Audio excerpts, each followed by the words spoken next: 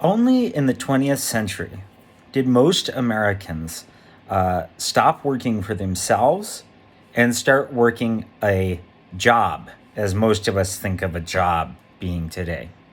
Before that point, most Americans were still their own bosses, setting their own hours, making their own decisions about their work, up to a point.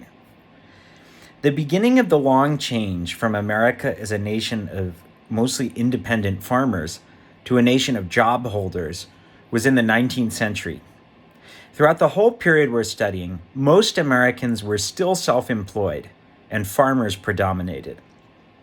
But the degree of independence these self employed people had would decline significantly as they began to spend most of their time producing things to be sold. And also, more and more people would become employees for a boss for the long term, even for their entire lives. The key factor in this change is what we call the market revolution. Another way of describing this would be the turn to capitalism, the point at which most Americans found their lives determined in every aspect by a capitalist economy. We talked a little about the definition of capitalism in the last lecture. Let's revisit that quickly. Capitalism is a system in which goods are produced in order to be bought and sold for money in a marketplace. This includes free buying and selling of the goods used to produce goods, which are termed capital goods or the means of production. And people are free to sell their labor in the marketplace as well, seek jobs from employers, so on and so forth. So, one way in which many people in early America couldn't really be said to be participating in capitalism is that they simply produced things to use themselves rather than producing things to sell. We've talked about commercial farmers like the tobacco farmers of early Virginia, but the country was also full of farmers who mainly grew food for themselves to eat. And if they grew anything to sell, they saw this as a sort of a side hustle, a way to supplement their subsistence. And then the other aspect of capitalism, the existence of a class of people who sell their labor to the owners of capital or the means of production in order to survive. This aspect is also fairly undeveloped because a lot of people both owned their own means of production, such as farmland and farming tools, and did most of the work with these means themselves. Maybe they once in a while hired help temporarily to help for particularly demanding tasks. But there wasn't this big class of people who worked for wages. Most people worked for themselves. So for a lot of people, America heading into the 19th century looked a fair amount like what, for example, Jefferson had wanted it to look like, a nation made up mostly of small, independent producers. The market revolution began to change that. In the 19th century, more people were tempted to give up lives of relative simplicity and independence for lives in which they could consume more, but also live less independently. Let's think about this. If you're a farmer who only has to grow what you need to consume in order to survive, you can kind of afford to ignore a lot of the world around you. But if you start growing to make money, you have to worry about, well, what do people want to buy? And you probably have to buy things such as more land or more tools in order to produce on a scale that will be profitable. This puts pressure on you to make a profit in turn, since you have costs you have to make back. However, if you do well, you might make enough money to have a larger, fancier homestead than you otherwise would have had. Now, if you leave your farm to go work for somebody else, you have even less independence. Now you're no longer even your own boss. You can't make any of the decisions about your work. However, you might find that the income you make allows you to consume more and live a more comfortable lifestyle than when you were responsible for personally producing most of the things you consumed. These are the kind of trade-offs that Americans began to make during the market revolution. What led them to do this? Why did the option to trade independence for comfort suddenly present itself to more people in the 19th century? The answer has a lot to do with technological change. We're going to talk here about two kinds of technology that changed the economy of early America and introduced modern capitalism to this continent. So first, let's talk about the general category of transportation. Early America was hard to get around in. The textbook gives the example of how it took Margaret Dwight 6 weeks in 1810 to travel 500 miles from Connecticut to the Ohio Territory. If any of you have ever visited, say, Cleveland, imagine taking more than a month to get from here to there. Part of what changed transportation situation was a series of elaborate infrastructure projects carried out by the government. This was controversial at the time, as followers of Jeffersonian and Jacksonian ideas didn't like the idea of government getting involved in such elaborate projects, worried they would benefit some at the expense of others. But if it was controversial at the time, it's almost even harder to imagine this happening today. Like, imagine, for instance, the federal government agreeing to build a bullet train stretching from Florida to New York. That's the kind of ambitiousness that these projects had. Two big projects were the National Road and the Erie Canal. One is a federal project and one is a state project. The National Road was a partly paved road, basically an early highway stretching from Maryland to Illinois, from the coast inland, right? And the Erie Canal also is this transport from the coast inland. It's a waterway that stretched from upstate New York to Lake Erie, one of the Great Lakes. Both of these created these easily navigable connections between the internal parts of the country as it was then settled and the coast where the cities and ports are concentrated. And combined with this, you have the development of new transportation technology, such as a steamship. A steamship not only could propel a ship much faster than sails, it could crucially go against the current of a river than just traveling with it. This is kind of crazy to think about, but in the old days, before the steamship, if you were traveling on a river, you could travel downstream, but then when you wanted to go back up, you would have to take a journey that could take many times as long as the outgoing journey, going back like on foot or by horse. Like, you want to go down the Mississippi River, that's fine. You want to go up the Mississippi River, get a horse, right? Kind of crazy. The steamship changed that. There also, as the 19th century progressed, you get steam-powered trains, railroad tracks spreading between cities. You also get telegraph wires enabling communication across long distances. This kind of building of connections on its own has a major effect on the development of a capitalist economy. Think about it. So today, at the press of a button, you can order something to be shipped across the country almost overnight, right?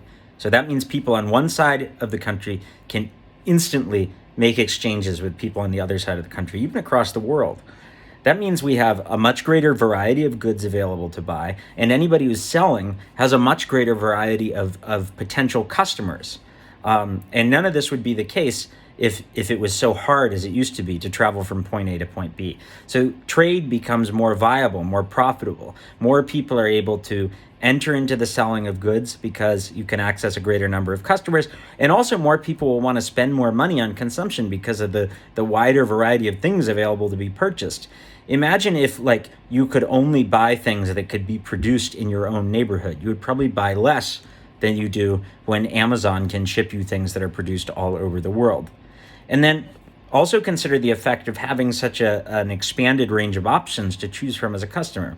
Because I can buy shoes from California almost as easily as I can buy shoes from New York, that means if shoes from California get a lot cheaper or better, they also have to get better and cheaper in New York. Otherwise, people would just buy all their shoes from California. So in this way, transportation infrastructure not only brings more people into the market, it creates more competition, and it maybe speeds up the pace of progress because of the pressure of competition.